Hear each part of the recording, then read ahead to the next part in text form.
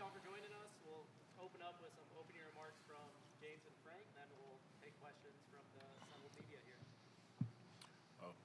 Well, good afternoon, everyone. Thank you all for coming.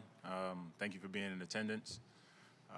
It's my pleasure to introduce Frank Vogel, the next coach of the Phoenix Suns. After an extensive search, we settled on Frank to be our coach. And it's exciting for us today as Phoenix Suns team members because we set out a few years ago to build a foundation of excellence.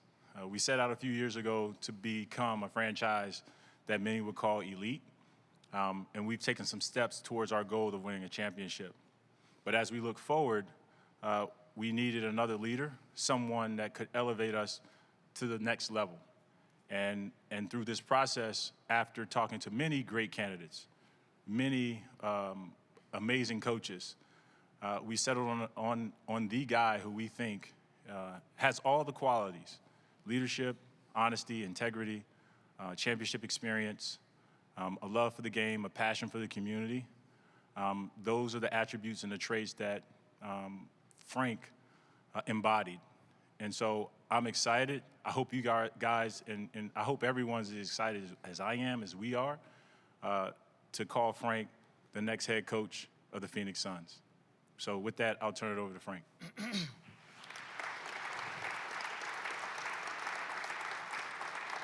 Thank you. Hello, everyone. How's everybody doing?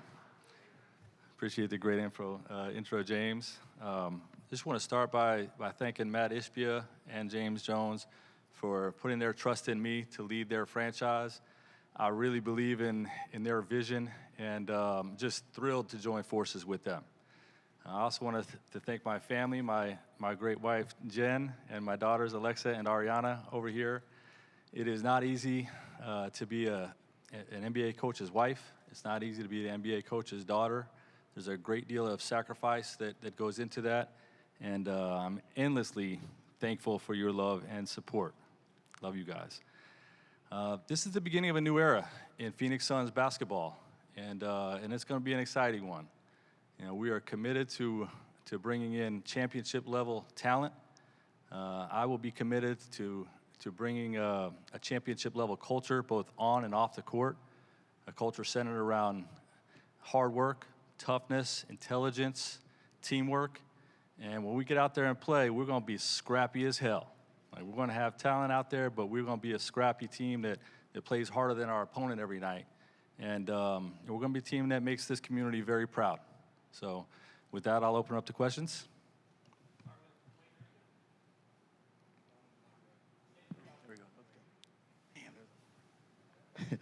Congratulations, Frank. Welcome Thanks, to Dwayne. Phoenix. I'm curious, when you look at just what James talked about as far as what you bring, getting back into this as a coach, like obviously you had been out of it. So what was the draw here that made you say, hey, I'm coming back out and I want to coach again in the NBA? All of the above is the answer to that. Everything about this situation is attractive to me.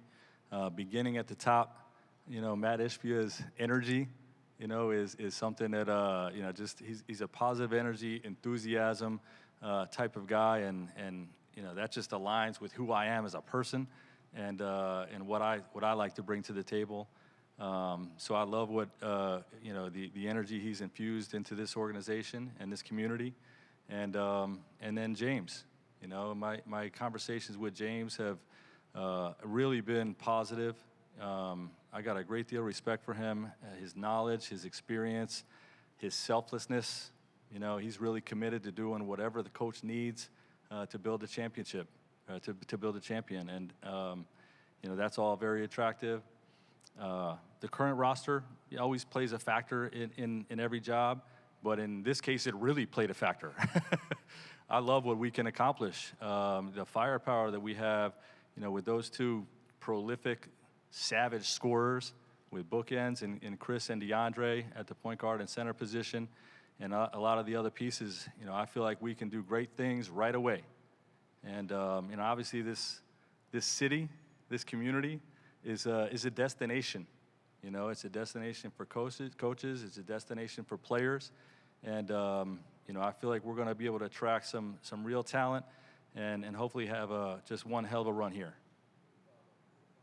About Booker and Durant, how often have you had talks with them since and even before, and just how are you feeling about those conversations you've had with those two?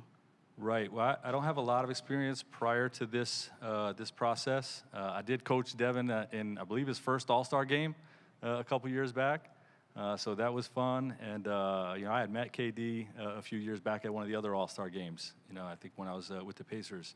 So limited experience there, but had great conversations with those guys after being hired.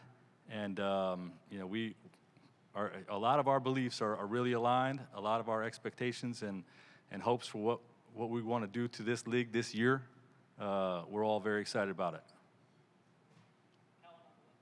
Hey, Frank, Kellen Olson, Arizona Sports. Nice to meet you. Welcome to the Valley. Thanks, Kellen. You're one of a handful of coaches in your first year with the team to win a championship. What can you apply from that first year with the Lakers here in Phoenix, and what did you learn from that process to instantly turn a team into a champion in your first year establishing a program?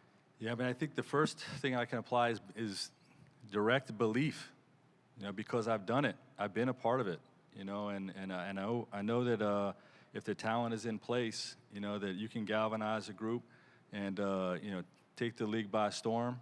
And, we have that type of talent here. We have that type of IQ and experience and firepower. And, certainly we're going to build on that. But the word belief, having just done it is the first thing that comes to mind.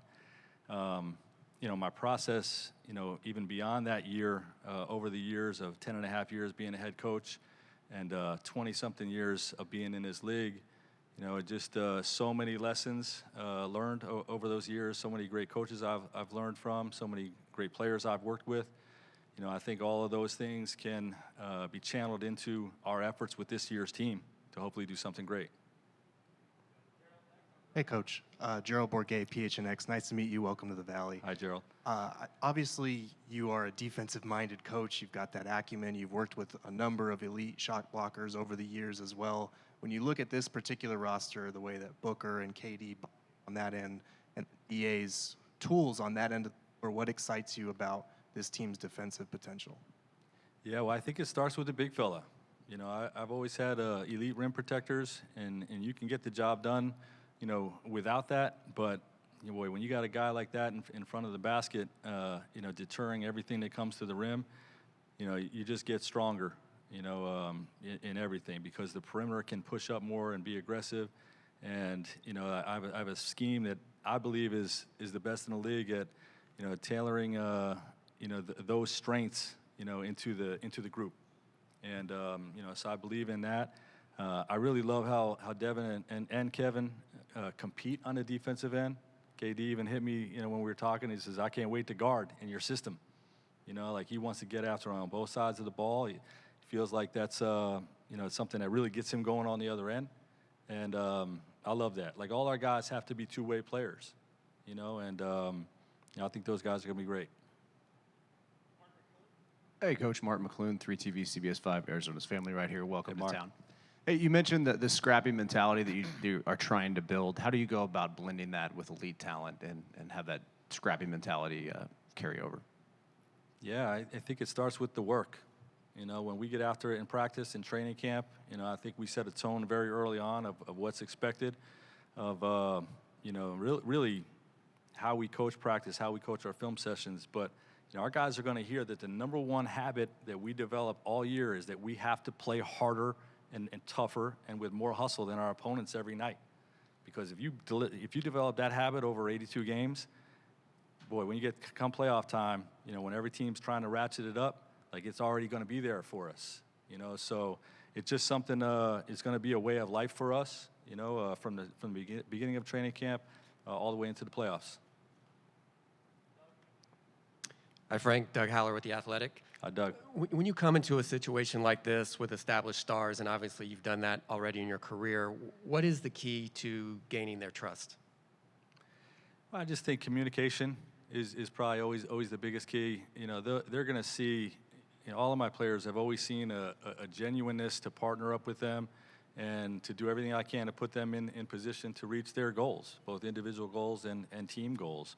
And, I think those relationships, are everything when you're trying to achieve what we're trying to achieve. And, we'll put a great deal of effort into that. And, I believe in where it's going to go. Hey, Frank. Barry Bloom from Sportico. Great to see you again. Welcome. Good to see you, Barry. So just piggybacking off of that question, I mean, you dealt with no bigger stars or egos in L.A. than LeBron and A.D. How does that translate to how you're going to handle the group here, which has obviously a lot of stars and egos? Well, I think there was lessons learned, but I think the experience of dealing with those guys in L.A. Really gave me a PhD in the head coach star player partnership. Where we're gonna present plans to them, and we're not going to ask them to do too much. I mean, the job is going to be done at a high level in terms of creating up the game plans and how we're going to play, style of play, all those types of things. But allowing them an opportunity to weigh in on what we're doing. I think those partnerships are key. I feel like I hit it out of the park with those guys in LA, and I feel like I'm going to do the same thing with these guys here. Up quick, what's your philosophy on talking with the players? I mean, we have a manager over here with the Diamondbacks who interfaces with his players every day. Is that your philosophy too? I hope so. Yeah, if I'm not touching those guys, each player on my team every day, then I'm not doing my job. It's very, very important to me to understand what the pulse of our team is, right? And I always tell my assistant coaches, my trainers, I want to know what guys are feeling, when they're coming in. And if somebody's not feeling great about their role or what's happening, I want to know about it so we can address it and help those guys. Because I want to build a culture where our team, our players, they're going to enjoy wanting to come to work every day, right? And I think that starts with those types of communications. Coach, Richard Sines, Fox 10 Phoenix, welcome to the Valley. Thank you, Richard. You kind of talked about the proof is in the pudding. You've won before, and you touched on the roster here was a big reason why you wanted to come here. You obviously know what a championship team looks like. When you look at this team, how close is this team to winning a title, and what would it mean to you to bring this franchise its first ever NBA title? Well, I'll answer the second question first. It would mean the world to me. I know what it's like, to be a fan that wants to taste that championship. And, I am just thrilled with the opportunity, to be the coach that leads this team to its first, and in terms of how close are we, I mean, you look at those guys that we just talked about before. We're very close. A lot of things have to go our way. You need a lot of luck and you need some breaks along the way. But I feel like, the foundation is in place, and, we got to, make some moves around the edges, and we got to put in the work, right? It does not happen organically. A great deal of effort and sacrifice and togetherness has to be achieved for us to become a championship team, but I believe we can do it. Hey, Frank. Jordan Spurgeon, Sports 360 AZ. Welcome to the Valley. Thanks, Jordan. You touched earlier on how you understand that, this is a growing area. It's a destination city. Phoenix is a place that a lot of people want to be. What do you know about the Valley and maybe the brief stints that you've been able to stop by here? And what are some of the experiences you're looking forward to having, you and your family out here, away from basketball? Yeah, well, my first really experience with the city was when one of my favorite players growing up, Charles Barkley, on the team that I grew up rooting for, the Philadelphia 76ers, got traded out here. And, their team, our team, the Sixers, became very bad, and you guys became very good. So I really followed that team. And I loved the way they were built with KJ and Marley and Dumas, Charles, Mark West, Ainge and Chambers off the bench, Oliver Miller, the coach Frank Johnson. That was a team that I think you all fell in love with, and from afar, I did as well. So that's the first time I really started thinking about Phoenix as a great basketball city. Things I'm interested in. It's a great community. Every time you come here, you walk outside, you feel the warm weather, and everything just feels better. So the weather is a factor, but it is a great sports town. And it's a place that people want to be, and we're excited to be here. Luke Liddon with 12 Sports. Coach, welcome to the Valley. I'm curious. We touched on rim protectors earlier in this press conference. What do you see? What value do you see DeAndre Ayton bringing to the team, and how do you feel like you can unlock his full potential? Yeah, well, I think he can be one of the best centers in the league. You know, and I think he's shown that at times throughout his career. You know, I know he showed it when we played him in the playoffs a couple years back, and he shot about 80% from the field, and deterred every drive, every cut, every effort to attack the basket. You know, he can be a big-time deterrent, and you know, there's still areas that he can grow offensively. But I'm intent on really connecting with him, and you know, restoring him to to an all-star level player. Dana Scott, Arizona Republic. Congratulations on getting the job, Coach. Thanks, Dana. Question about coaching staff and the moves you made. Obviously, the news with David Fizdale coming. Obviously, you have a history with Fizdale, and when you were a player, James, also with you, Frank, as having him as an assistant in LA. What is you expecting from this coaching staff, and what is the continuity that you expect for Fizdale to bring to this coaching staff? Well, I think the first thing with Coach Fizz is the game has changed and continues to change so much over the last 5, 7, 10 years. With the new style of play, everyone talks about the modern NBA. So to have Fizz in my on my staff and in the trenches with me in LA, when we were trying to utilize and continue to grow and evolve the system that we use, which, by the way, is a completely different system than we used, back as early as 7, 8, 9 years ago in Indiana. It's the evolution has been necessary, and I love the way we changed, to the scheme and system to come into LA and won the championship in year one. But the league continues to change even more since then. So I think that immediate corporate knowledge is something that really draws or makes Fizdale attractive to me. But I got great chemistry with him too. Like, we work our asses off, but we have a lot of fun in the process. And I just really, really respect his pedigree, his championship pedigree as an assistant coach, and the fact that he's been a head coach in this league, is always comforting. When to have somebody like that on your staff, that has been through all the decisions that go into managing this position.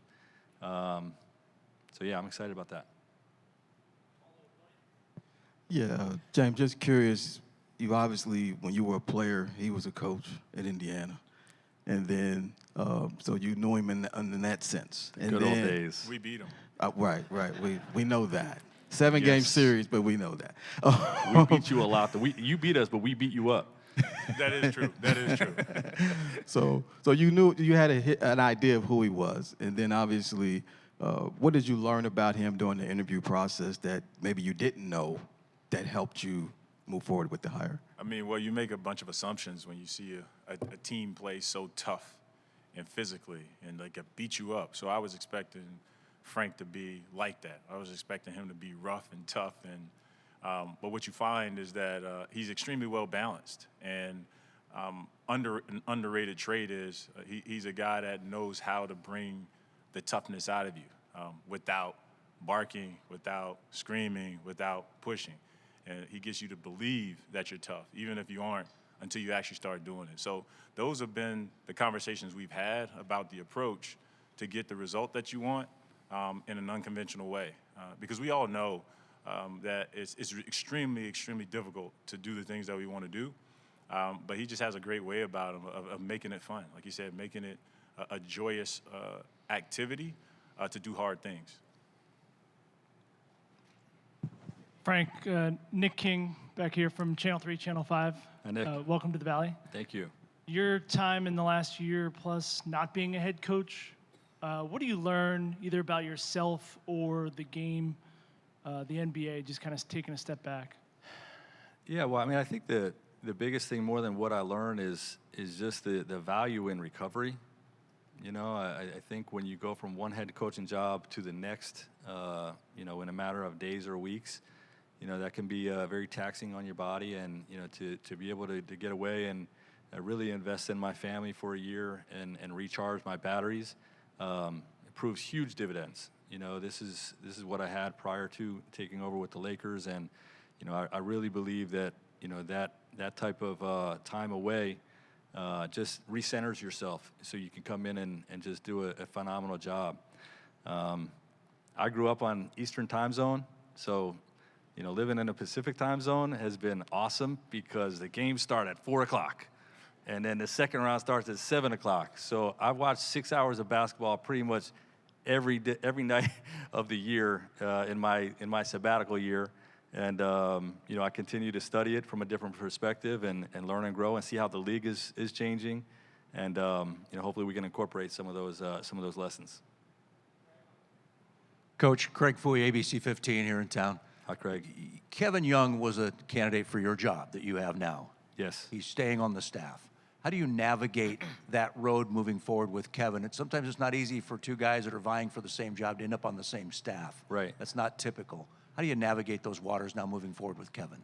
Yeah, it begins with empathy, you know, because obviously there's going to be a natural disappointment. But I know Kevin, and Kevin has incredible basketball integrity, incredible.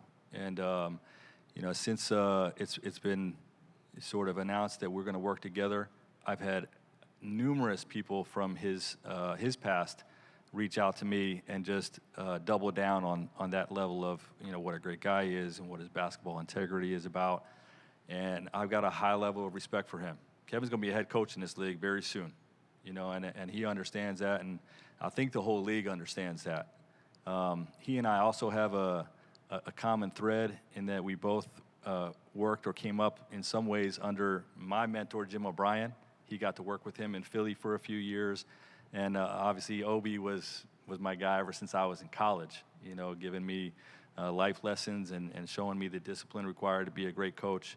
And, you know, really just how to be a great man, a great family man. So Obi and I are very close. And, you know, the fact that, you know, he spent time with Kevin and absolutely loves Kevin, it just gave me a great deal of confidence that, you know, this is going to be a partnership that really, really works. And we're going to have some firepower, quite frankly, from a standpoint of the coaching staff. Got a two-part question for both of you. James, how important was it to be able to retain Kevin with the way that the coaching search went? And then Frank, what do you kind of envision his role being moving forward? Well, it was critical for us. You know, throughout the entire process, we've had frank discussions with Kevin around his desire to be in Phoenix. He wanted to be here. We wanted him to be here because he's a great coach and he wants to win. And so given the opportunity to stay here and continue to build with us, it was an easy decision for him and it was an easy decision for us because I know what he truly wants. Like, he's had an opportunity to see us build it, and he knows the work we have left to do, and he wants to be a part of it. And for me, that's important. Like, the desire to be a part of what we call the hardest thing we'll ever do is real for him, and he wanted to be supportive in every way. So I'm excited about having him because he knows who we are, and he knows what we're missing, and he can help coach get us to where we need to be. For sure, and from my perspective, I have not locked in on roles for my assistants until I complete my entire staff. What I can tell you is I loved what he did from an offensive coordinator type of role here in the last few years. You know, I got a great deal of respect for his offensive mind. But when you're on the cusp of becoming a head coach, you're a great coach on both sides of the ball, right? And you know, so I believe in what he brings to the table both ways. And you know, when I complete my staff, we'll finalize what those roles look like. Congratulations, Doug Franz from Doug Franz Unplugged and WTSMTV.com. Thanks, Doug. When James Jones introduced you, he said, we needed someone that we felt like could get us to the next level. This is a city that believes we're at the point where it's championship or failure. Do you embrace that opportunity, or is that a little unfair? Hell yeah.